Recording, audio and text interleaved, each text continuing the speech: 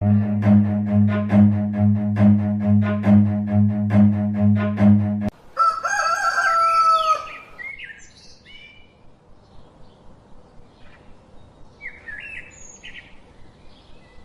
সুভাষ, এত সকাল সকাল কোথায় চললি? আর বলিস না বিকাশ, মনটা ভালো নেই বুঝলি। কলকাতা আরজি করে ঘটনা শুনে ভীষণ মর্মাহত হয়েছি। তাই ভাবছি আমার মেয়ে তো আরজি করে কাজ করে, তাই ওকে একটু বাড়িতে নিয়ে আসি বুঝলি। মনটা ভালো নেই, তাড়াতাড়ি যাই রে বুঝলি। এই প্রথম ট্রেনটা ধরতে হবে বুঝলি। হ্যাঁ শুনলাম, খুবই দুঃখজনক ঘটনা। একটা মায়ের কোল খালি হয়ে গেল। যাই হোক, তোর মেয়েটাকে সুস্থভাবে বাড়িতে নিয়ে আয়, তাড়াতাড়ি করে যা ভাই, পরে আবার কথা বলবো।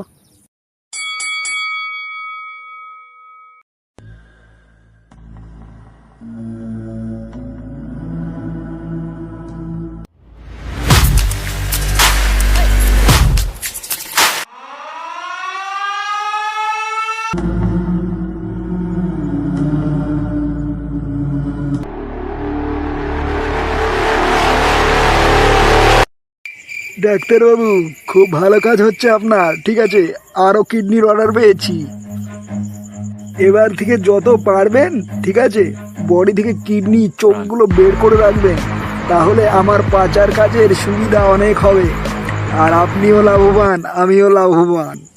হ্যাঁ জোসেফ ভাই, সবই ঠিক আছে, কিন্তু এখন কিন্তু রেট বাড়াতে হবে। ঠিক আছে, কারণ বোঝেনি তো, অনেককে নিয়ে একসঙ্গে কাজ করি, সবার মুখে টাকা গুঁজে দিতে হয়, বুঝতে পেরেছেন? ঠিক আছে, তোমাকে টাকার কথা নিয়ে ভাবতে হবে না, যা বলবে সেটাই দেয়া হবে। কিন্তু মনে রেখো, সাবধানে করো কিন্তু, না হলে কিন্তু এই অর্গান পাচার ক্ষেত্রে যদি আমার নাম জড়িয়ে যায়, তাহলে কিন্তু বড় বড় নেতামন্ত্রীর নামও জড়িয়ে যাবে। সেই জন্য, বুঝলে তো?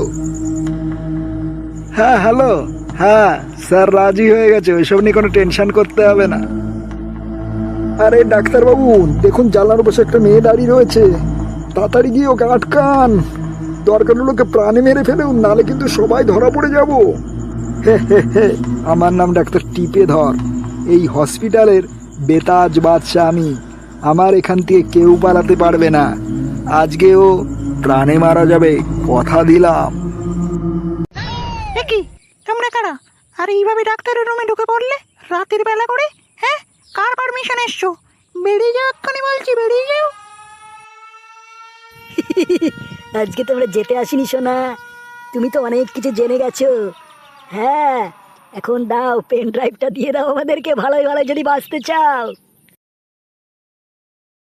আরে তোমরা কোন পেন ড্রাইভের কথা বলছো? আমি তো কিছুই বুঝতে পারছি না। গুরু, মালটা কিন্তু নাটক করছে, সব জানে। হ্যাঁ সব জানিস তুই, বের করে দে তাড়াতাড়ি পেন ড্রাইভ, যদি প্রাণে বাঁচতে চাস, নাহলে কিন্তু তুই মারা পড়ে যাবি আজকে। কিন্তু আমার কাছে তো কোনো পেন ড্রাইভ নেই। কোন পেন ড্রাইভ তাই না? যে পেন ড্রাইভের ডাক্তার টিপে ধর ও ডক্টর জোসেফের মাঝখানে অঙ্গ প্রত্যঙ্গ পাচারকারীর কথা হয়েছে, সেইগুলো তুই জানিস না? হ্যাঁ, যে ডক্টর টিপে ধর বিগত কয়েক বছর ধরে মানুষের কিডনি, চোখ, হাড়গোড় এগুলো বিদেশে পাচার করে, আর সেটা তুই জেনে গেছিস, আর সেটা তুই ভিডিও করে রেখেছিস। হ্যাঁ, সেটা নিয়ে তুই ধমকিয়ে দিয়েছিলি টিপে ধরকে। তুই দিয়ে দে, নাহলে কিন্তু তুই প্রাণে মারা পড়ে যাবি। আমি জীবিত থাকতে এই পেন ড্রাইভ তোরা কখনোই পাবি না। বাঁচাও, কি কোথায় আছো? আমাকে বাঁচাও, বাঁচাও। কেউ বাঁচাবে না, কারণ যারা আমাকে পাঠিয়েছে সেই তো আসল লোক। ডাক্তার টিপে ধরে তোকে মারতে পাঠিয়েছে।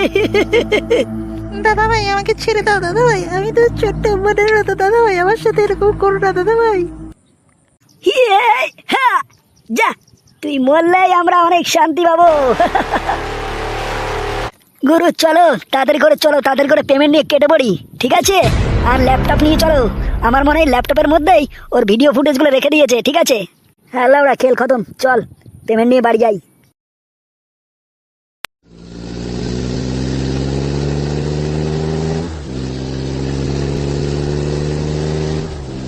সুভাষ, মেয়েকে তো বাড়িতে আনলি, তা মেয়ের শরীর টরীর ভালো আছে তো? বাড়ির পরিবেশ এখন কেমন আছে? কি বলি বলতো বিকাশ, মেয়েটাকে বাড়িতে আনার পর থেকে দেখি ঘরবন্দি হয়ে পড়ে রয়েছে, একদম মনমরার মতো বুঝলি। খাওয়া দাওয়া করছে না, ঠিক করে কথাও বলছে না। অনেক কষ্ট ওর মা শুনলো, বললো যে মেয়েটি মারা গেছে সেই মেয়েটি নাকি ওর সাথে একই ব্যাচমেট ছিল বুঝলি।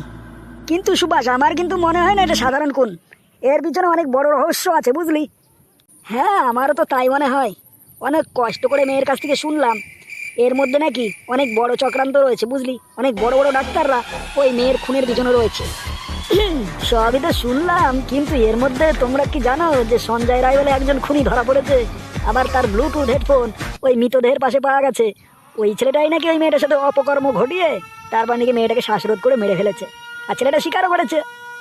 সব জিনিস হয়তো ঠিক হয়ে যাবে, কিন্তু যে মেয়েটা প্রাণ গেল সে তার ফিরে আসবে না। একটা মায়ের কল খালি হয়ে গেল, আর পুলিশ লাউড়া এখনো বসে আছে। ঠিক আছে, কি করে আমি বুঝি না লাউড়া। ঠিক আছে, আমার মনে হয় এইসব ক্রিমিনালদের না রাস্তায় ফেলে না মেরে ফেলা উচিত, বুঝলে? তারপরে এইসব কুকুর বিড়াল দিয়ে খাওয়ানো উচিত। ছি ছি ছি, তোদের ঘরে মা বোন নেই? হ্যাঁ, একবার করার আগে এইসব জিনিস বুঝিস না? এত বড় অপকর্ম করে মানুষের ভিড়ে, এরা মানুষ, এরা মানুষের রূপী শয়তান। আমার মাঝে মাঝে মনে হয় এই ক্রিমিনালগুলোকে মহিলাদের হাতে তুলে দেওয়া উচিত। ঠিক আছে, রাস্তার মাঝখানে একদম হাত পা দিয়ে ছেড়ে দেবে।